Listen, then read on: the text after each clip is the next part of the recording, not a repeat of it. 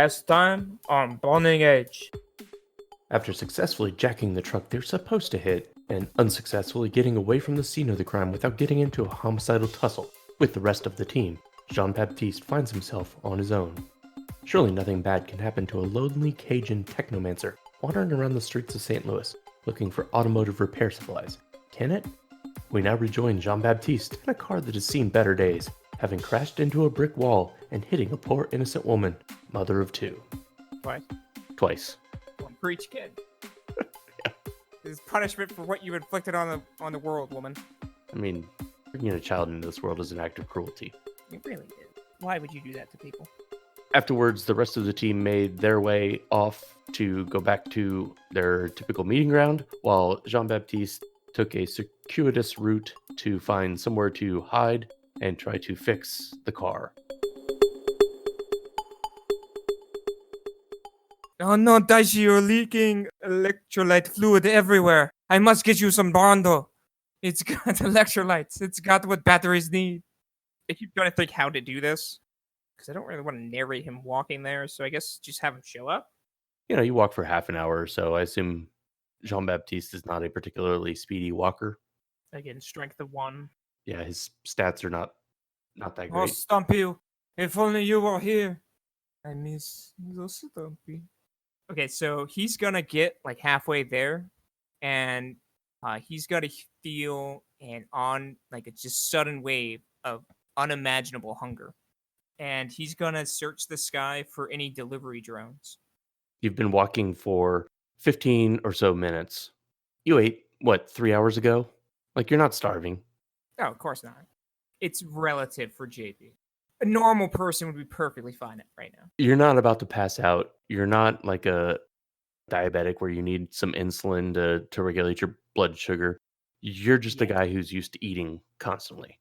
Yes. So you are like trudging along and you're in front of a taco temple, and the aromas wafting over you has made you really, really hungry.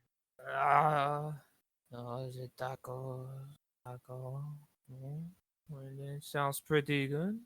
All right, so I'm gonna spoof an order to this taco place. Okay. Using whatever Grubhub is. Okay. Well, actually, okay. So, can I look around like an AR to see? I'm pretty sure you can't turn AR off. I'd imagine he can. It just like fades in and out. I'd imagine like he can ignore it, kind of like it's there, but he can just like put it out of his mind. You get used to certain parts of it, but like if you go into a spam zone, you're going to have issues. You can't just turn it off. Oh, yeah. Like if it's like overwhelming me, yes. Yeah. Like it's never gone. It's just I can look past it, kind of thing. Yeah, you just stop noticing that there is things flashing at you. All I see is blonde, redhead, brunette. Exactly. So I'm gonna look around and see if I can find. Is there anybody like walking down the street or anything? Kind of want to hack into their comm link to place the order. Sure. It's a fucking glitch. The phone glitched? Yeah, the phone glitched. You're standing in a Taco Temple drive-through lane, like right in the middle of where the cars would drive through. Mouth agape. And the aromas are just starting to overpower you. And some guy just happens to hand me his phone. You see a gray-haired old guy like trying to interact with his phone. He's just trying to unlock it, and he just can't. He can't even. 5729. God. And he throws it down on a bench and storms off. What a monster! Oh, poor little phone. How are you doing? 857-429. And look, here is the taco. Download the app. And 500 tacos. And order. Okay. That'll be 300 new yen. Ah, well, thank you. And there is his wallet. And bloop. Thank you for your prompt payment. You are Tacos will be delivered in 3.7 minutes. This is taking forever. All right. Well, now I have this phone. Speaking of which, what is the name of the phone? I know, I'm annoying. I don't even know what version of comlink it is. Comlinks don't have names. Excuse me? As they most certainly do. No, sir, they do not. I got it. Oprah. She's a very nice lady. A little loud sometimes. All right, I'm going to check it for like scratches and dents and stuff. Oh, it is not well kept up. There's like just immediately when you open it up and start to download the app for Taco Temple, you start to get pop-ups from various porn sites and lottery things. This is disgusting. How could someone do this? All right, I guess I have a few minutes to kill. I'm going to sneak into an alley and slip into HotSim VR. See if I can take care of a few of these monsters that are within Oprah. I'm really not even sure how we would go about cleaning a phone. You clearly wouldn't want to just factory reboot it, No, that would be like lobotomizing it. and you would lose the guy's payment information. Correct, and I need to screw him over. From your enhanced vision as a technomancer, you start to see data packets swirling around the phone as you kind of look at it. You start to notice that a lot of them are kind of dark, they're blackened. A face starts to come out from the screen. Buzz off, this is mine. Not for long, you little ingrate. You manage to pick up the phone and unlock it since he glitched on the hacking defense roll. And we're able to get in. You start to download the app to order some tacos from Taco Temple delivery service.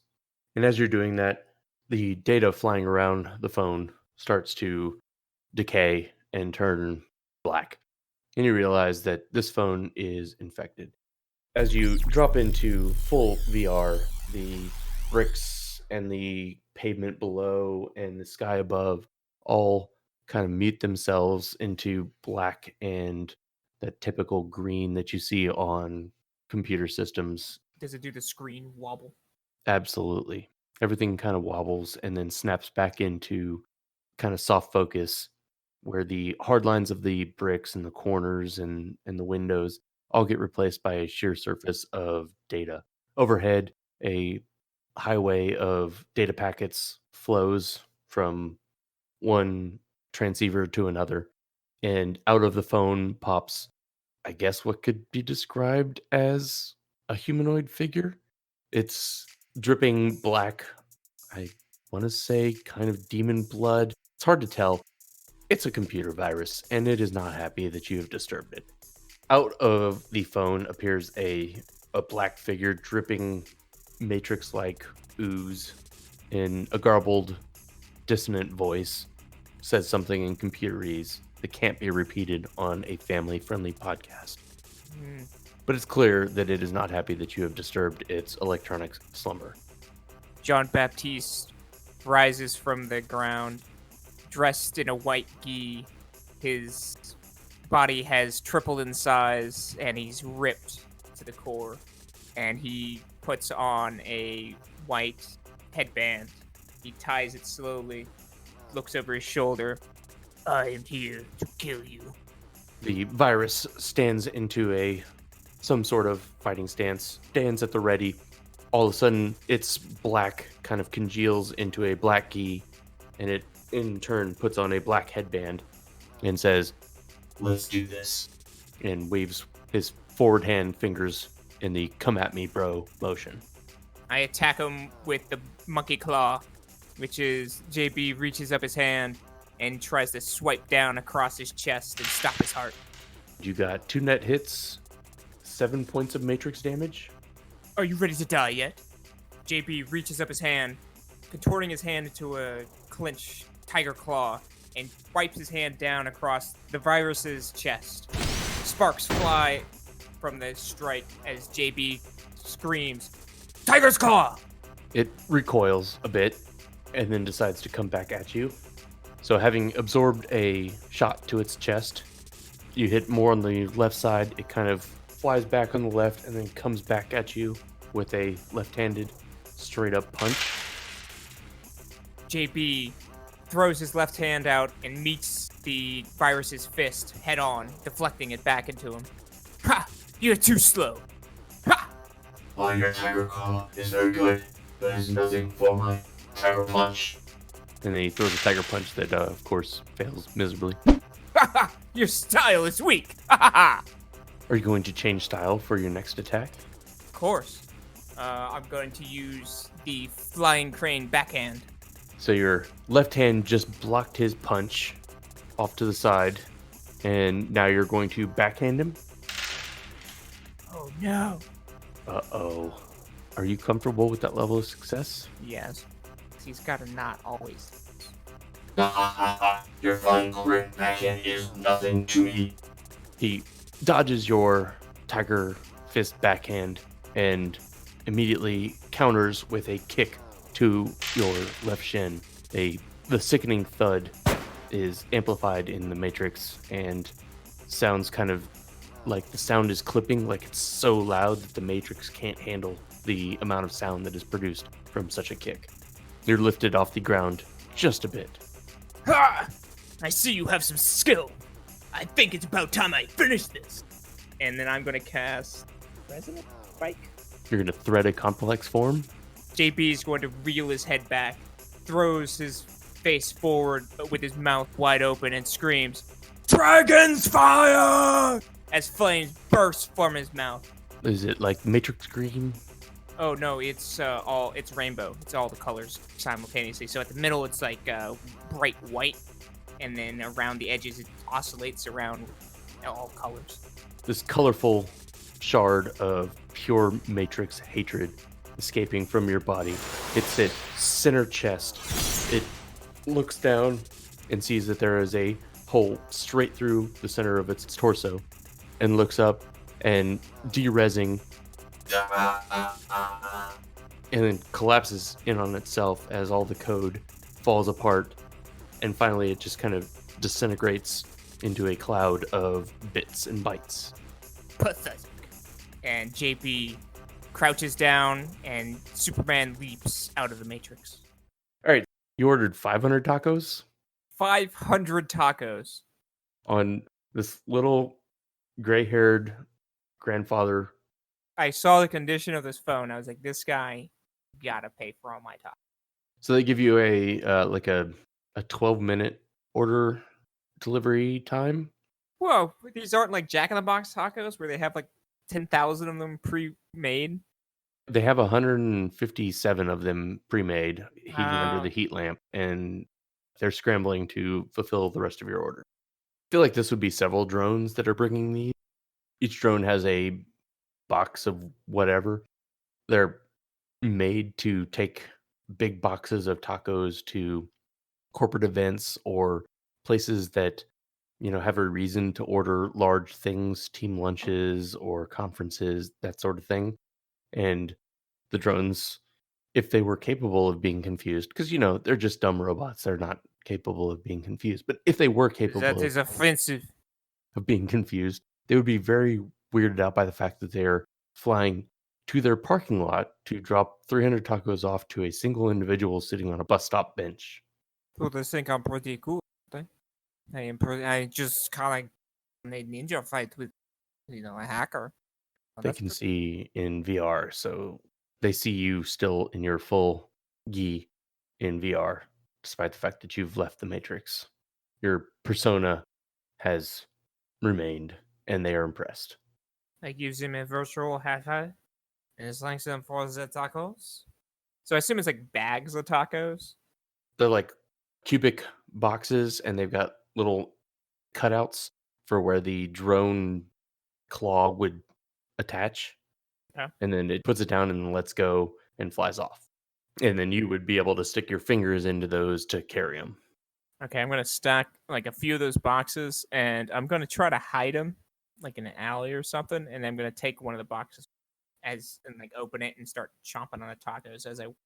Jean-Baptiste is walking down eating his tacos, and he arrives at the Stuffer Shack Plus Plus Plus. They do not sell any food except in the food court. Is the Super Stuffer Shack? The Super Stuffer Shack, automotive division. So he walks in. He goes to the automotive aisle and looks for Brondo, battery repair fluid. Sure.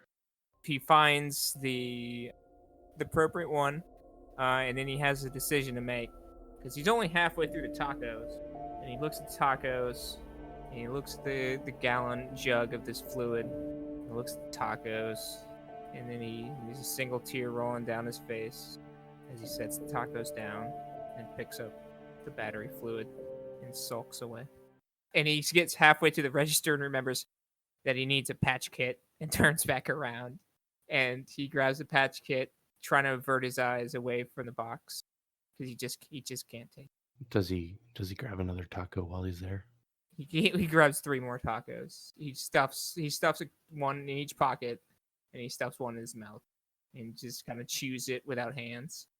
And he finally finishes that as he gets to the register, and he's just, I'm like this fluid and this battery repair kits. It's just The young orc is clearly annoyed that someone is bothering him. He puts down his comlink. He's reading some magazine or article on his comlink. Puts down his comlink and scans the barcodes. He gives you a price, and it's something you can afford. Not cheap, but is Daishi worth it? that isn't even a question. He charges your certified cred stick, and No. Do you take comlink payments? you're trying to use Google Pay or Apple Pay or whatever. Yeah. You know what? I'll allow that. Screw that guy. Hey, he What a glitched. jerk. He glitched on his defense test. You're good. He's a jerk face. Yeah, so you'll charge the 30 new yen to his. Mhm. Cool. And then I'll head back to the car and try to repair it. Okay. Let's get a roll to see if you succeed. All right. You have automotive mechanic. Oh, do I have auto mechanic? What do you think I am? And you've already used 1 point of edge. Yeah, Are you comfortable with the level of success? Yes, I am. I am going to call up a friend of mine. Torgan is the guy. He was friends with my dad before my dad died. He's a smuggler, and he's the one that was kind of my mentor whenever I was getting into racing and everything. And he kind of was the one that got me out when everything went sideways. So while he's not an auto mechanic himself, he has contacts that are mechanics stuff, and that could help me out. Sure. Like he knows enough about a mechanical problem to know which person to call. Yeah, and he's not like a greatest mechanic himself. He can like patch shit.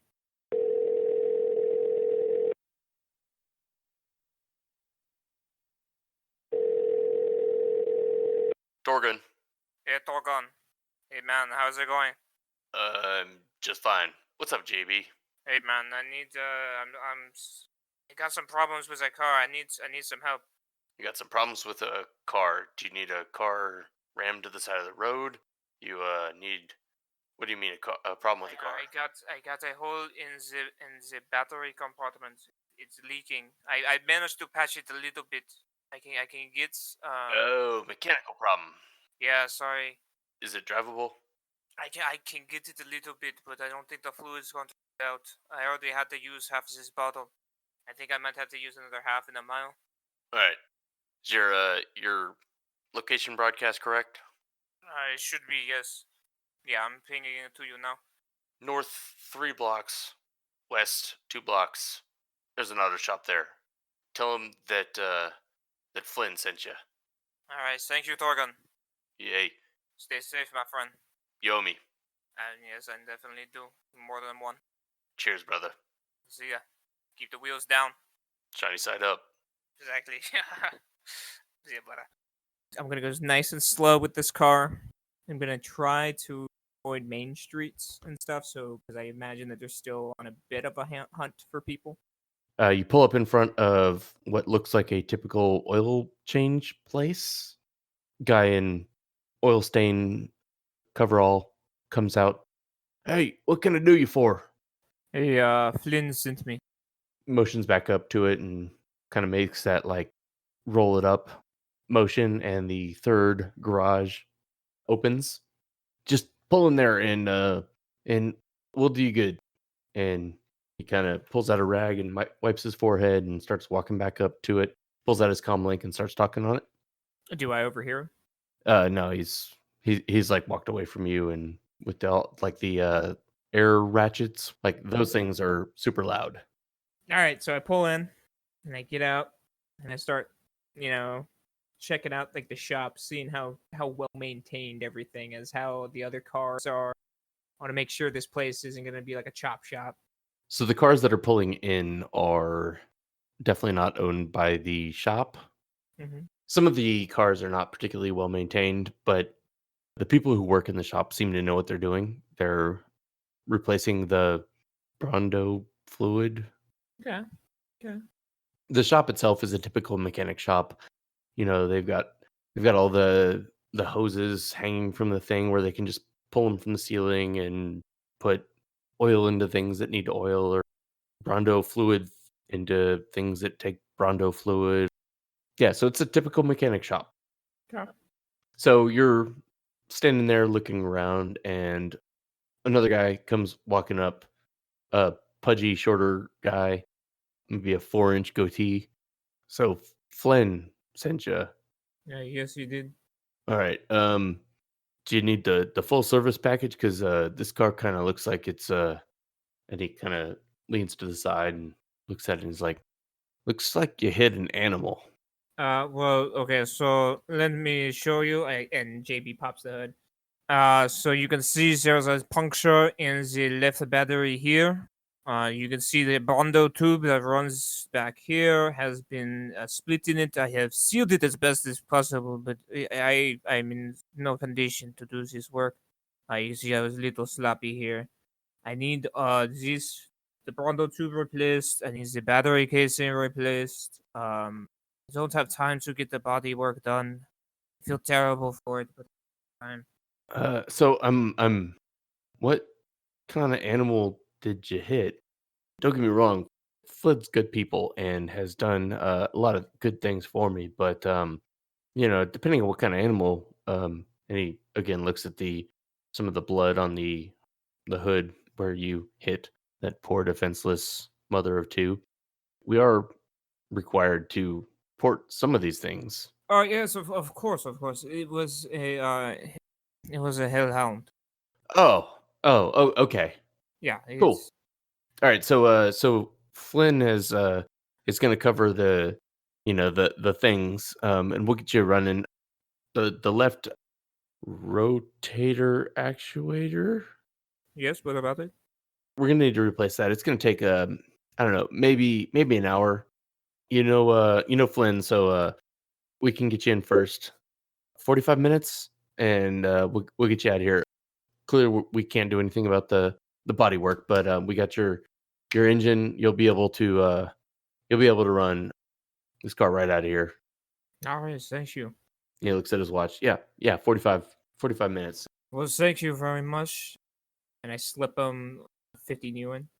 He pockets it and nods to you, and you can see his eyes kind of glaze over into AR, and then all the guys doing the various things kind of speed up a little bit.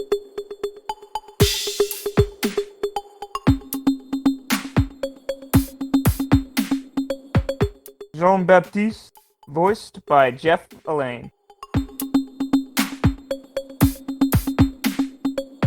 The Topps Company Incorporated has sole ownership of the names, logo, artwork, marks, photographs, sounds, audio, video, and/or any proprietary material used in connection with the game Shadowrun. The Topps Company Incorporated has granted permission to Burning Edge to use such names, logos, artworks, marks, and/or any proprietary materials for promotional and informational purposes on its website and podcast, but does not endorse and is not affiliated with Burning Edge in any official capacity whatsoever. Oh no, Daishi, you are leaking. Yes. Oh, Daichi, you are leaking electro fluid all over everywhere. I need to get some. I gotta write. Brondo? I need to get some Brondo tape. Brondo, it's got It's got what electric batteries need. It's got the electrolytes you need. Yeah, Kurt Russell saved us all. But everyone knows that we're talking about it being overdubbed in a kung fu movie. Let's hope we can explain it in great detail if they don't. PSA. Back in the 1970s, they used to overdub Chinese kung fu movies in a certain style where the lips would not match the sound. This has been overly pedantic explanation.